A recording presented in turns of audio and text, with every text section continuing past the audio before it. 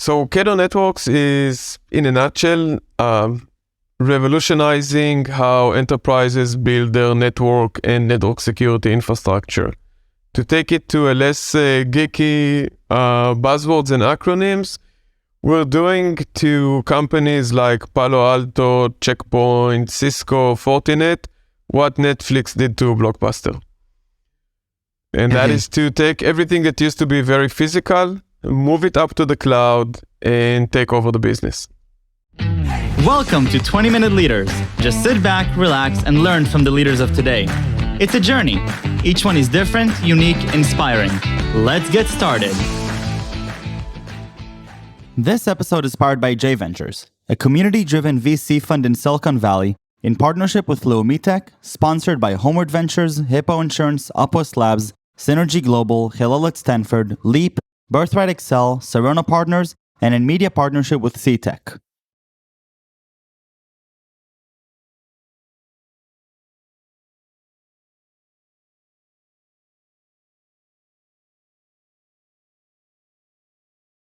Eyal Webber-Zvik, welcome to 20-Minute Leaders. Thank you so much for being here. How are you? I'm great. It's a pleasure to be here. It's great to have you here, Eyal. I'm really excited to dive into your journey and why you do what you do. Product marketing, strategic alliances at Cato Networks, big company in the security space with a lot of meaningful impact and pushing the boundaries of security and what we know today. And so I'm looking forward to diving into what you're doing there as well as your own personal journey. And so it's going to be a fun conversation. Tell me a little bit about how if you think to yourself, what you really care about in what you do. What do you really care about? The thing that's most important to me is the people I work with. I feel that that's what enriches me and makes me passionate about what I do. And if there's a cool tech that comes along with it, that's even better. But it's people first and foremost. And so when it comes to people, the people that you work with, do you have some pattern of what types of relationships you like to build or the types of people that you get energized by when you're around them? Well, it has to be like a very large variety of people from different professions and different seniorities, and I'd like to learn and to mentor when I can and give back whenever possible. I try to tell myself that I'm not hiring people that are similar to me, but I know that's probably not true. But I do try to make my team as versatile as possible. Prefer people who come with different background, different years of experience in other domains, so we can learn from each other and have different perspective of things. That's within my team. But overall in the company, just, working with the people who built Cato, Shlomo Kramer and Gur Schatz and the entire executive team here, this is mind-blowing. It's a once-in-a-lifetime opportunity, and I'm very appreciative of getting it. I love it. So tell me a little bit about Cato Networks, and then I'd love to dive into your specific role in this rocket ship and what your experience is like. So Cato Networks is, in a nutshell, revolutionizing how enterprises build their network and network security infrastructure.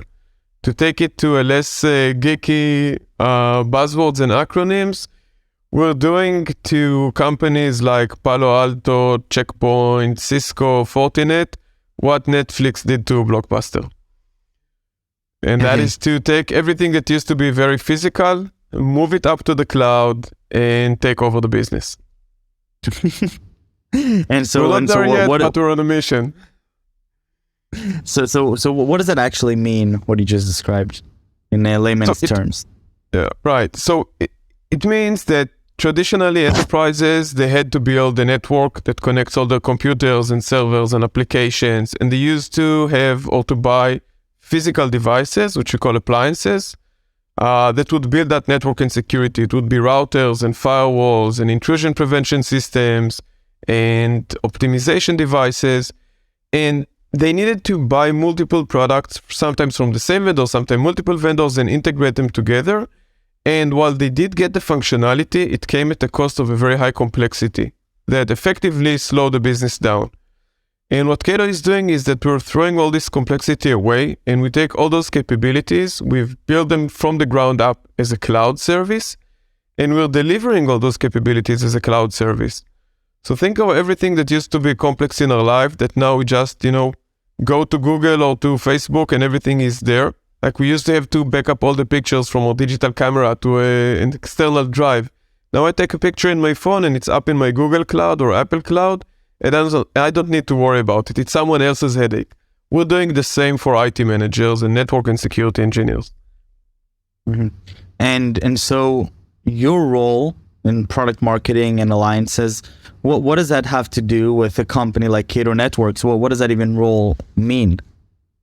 So product marketing in general is the function that translates between the technical capabilities that the product or the service has to the values that the customer is getting. We're experts in storytelling of this is certain technologies, this is how it's going to make your life different, and how this narrative flows from the technology to the end user. And within Cato, this is a very important, all jobs are super important here, but my responsibility and my team's responsibility is not only to tell the story of the solution, but also to educate the market that this is the new path to go. We are very disruptive in our domain. We're competing against huge traditional companies that existed for 30 years. And now we're coming and telling customers everything was done, that the way you did everything until today was okay, but there's a much better way to do it, and this is our way. And now we need to convince the industry to go our way. And this is to a large extent the responsibility of me and my team to build the narrative and to tell the story that convinces customer to buy our solution. Perfect. So let's dive into that a little bit. What does that mean for your world? How do you shift and educate people's mindsets in something that sounds really critical and core to their infrastructure and to the way that they operate and run their technology? So the blueprint is relatively simple, and then you just need to fine-tune your approach to it. But you have to start with an agreement with the customer that they have a problem today. Something is not working as good as it should. And once you have that agreement, now we can speak about what can be done better. We can express our own perspective. We sometimes bring objective insights from objective analyst firms such as Gartner. And we say, look, this is how we used to do things until today. These are the problems that we hear that everybody is experiencing, from complexity, slowness, lack of not as good as secure as you may want your network to be. This is what Gartner are saying that could be the blueprint solution for you. Or this is where Gartner said the market is heading, and Cato is perfectly aligned with that. And now let me introduce to you how Cato solves your problems. So this is how we take the customer from where they are today to where they can be tomorrow. And if we can convince them that the solution is viable and that it's proven and that this indeed will solve their problems, then we can progress in the conversation and do a proof of concept or a live demo, and then continue down the process of selling the service to the customers. Mm-hmm. And so here specifically with Cato Networks, so can you guide me a little bit through the process of what it means to take a customer, which thinks one thing, and you are coming and you're sort of translating that thought or evolutionizing that thought to the next level? What does that engagement look like? Is it, is it a very personal sort of guidance? Is it more technological guidance? How does that work? So it's something that is considered a technological sale, which means that the salesperson representing Cato needs to understand the technological domain in which we are selling, and the buyer on the other side will be head of networking or head of security or head of both. It can be VP or CIO, and sometimes the process is a high-touch process. So one of our sales people, which we train internally on how to tell the story, will go and meet with someone who expressed interest in our technology or in this new revolution that is happening in the market, and then they would tell them that story. And we're very strict in how we train our salespeople to tell the story. We try that all of them will tell it as much as we can exactly the same. And they'll go through that process. They'll meet with the prospect either over Zoom or preferably face-to-face. And then they'll understand how their network and network security looks today. Out of that, they will be able to find the points which are challenging them today and tie those to the solution that we are offering. So that is the process from taking a customer from a point that they're just thinking about something, maybe at a very high level, it's a background project, or maybe it's like, it's a project on the agenda, and progressing them to a point that they express high interest in Cato to a degree that they would like to see a second meeting, a product demo, they would like a hands-on experience on the product, and then eventually convincing them to buy. And one thing that I love, in general, is sort of the debriefing culture and learning, because it sounds like, in this process, there's a lot of learning to be done as you fine tune, but not just for the specific, verticals and how this is relevant and what the story is, which is, the story itself is truth, but then you want to now, you want to provide it in a way that the different personas are able to accept it and to understand it. Well, how do you learn, to evolve in the story?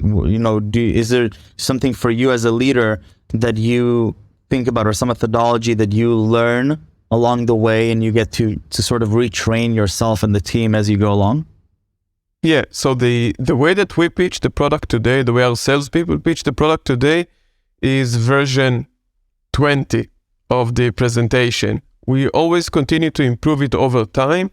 It's driven by multiple reasons, but the most dominant one is that we listen to how our sales deliver the pitch when it's recorded over Zoom, for example, and we listen to how the customers react, what questions they ask, whether what we're telling resonates with them or not, whether do we need to educate them or now they're familiar enough with the acronyms in the space that we are selling, and that kind of affects how we shift the presentation. I can tell you, for example, that in the early days, we had a pitch that would take about 30 minutes to explain the problem, the blueprint solution, the Cato implementation of that solution.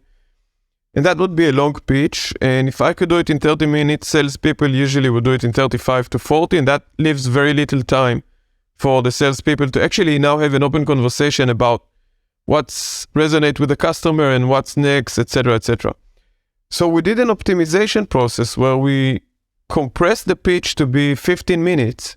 And that gives tons of time to go into more advanced conversation. And not only that we compressed it, at the end of the pitch, we now present a menu slide, which links to many sub-presentations. So if we finish the pitch, the customer says, okay, I'd like to learn more about this topic or the other topic. They already have the next slides for it, but now they are more targeted towards what interests the customer rather than giving a general pitch. This is part of the optimizations that we do. It requires high touch between me and my team and the sales organization. We meet with them, we speak with them. They know the Israeli culture, so they're very honest and direct with us, which I personally super appreciate. If something doesn't work, they'll come and say to my face, and that's the only way to improve. That's very cool. How do you go from a 30-minute pitch to a 15-minute pitch? I assume that you're not speaking faster. I assume that it's more so that you're condensing the content. How do you decide which content is relevant for everybody versus which content should move to the appendix so that you can potentially double click on it when it's relevant? So it's a process that until now I worked on it together with my CMO, and it's a process where we review our own slides over and over again, and we question ourselves whether that piece of information is really necessary.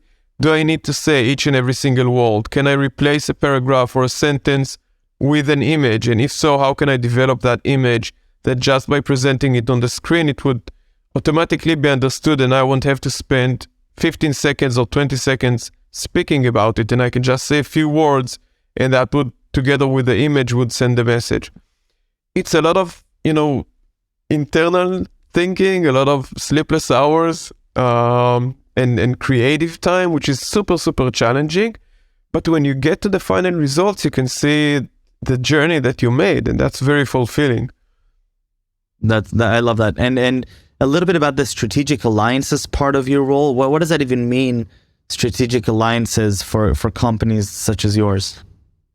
So there are some technologies that we have benefits of sharing what we know how to do with other technological companies in our space, and then we can create partnerships.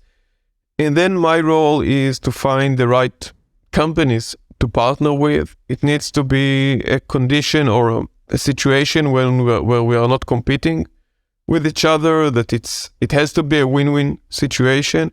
Something that everybody says, as a slogan who deals with business development, but not everybody practices. I need to make sure that my partner is going to come out happy from this partnership, especially since those alliances are coming across multiple years.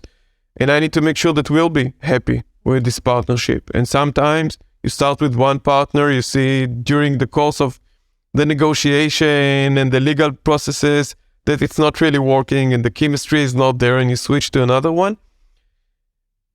I start with looking at companies that I think that their technology complement ours and we can complement theirs, and there's a good business case. And then I try and find the right people to speak with in the company, and the relations that can be built in the way each peer of mine represents their company and how I represent mine, and whether we're going through a sleazy negotiation or an honest negotiation, even when there are commercial aspects, really impacts my judgment if this is the right partner to work with or not.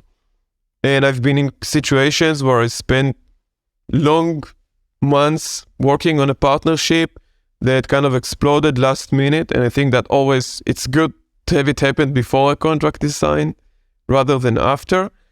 So there's on the one side, there is the logical part of my brain that looks at this is the potential, this is the business potential, this is the business partner, the potential partnership, this is what I can achieve from it, or what Cato can achieve from it. And there is the emotional side of my brain that says, if those are the people that this company chose to represent them, and if this is how they conduct business and negotiations and legal conversations, maybe that should raise a flag to me. And I always try to combine both factors in my judgment. Very, very cool. If you look at it more holistically, obviously it sounds like you're very intentional about what you do, and you're thinking a lot about, the way that you make judgment calls and the way that you improve, and it sounds like there's a lot of teamwork being done here to try and figure out, these right sweet spots. Well, what do you enjoy most about what you're doing?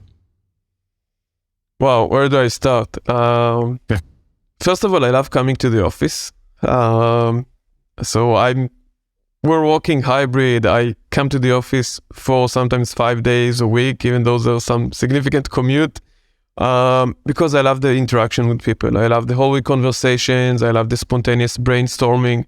I think that enriches everybody, and especially here at Cato, for me, I've been with the company for 7 years now, which is a very long period. And it's a crazy roller coaster to work at a company that moves at the pace in which Cato moves. And not even once have I felt in any shape or form of conversation that someone is acting as if they are the smartest person in the room.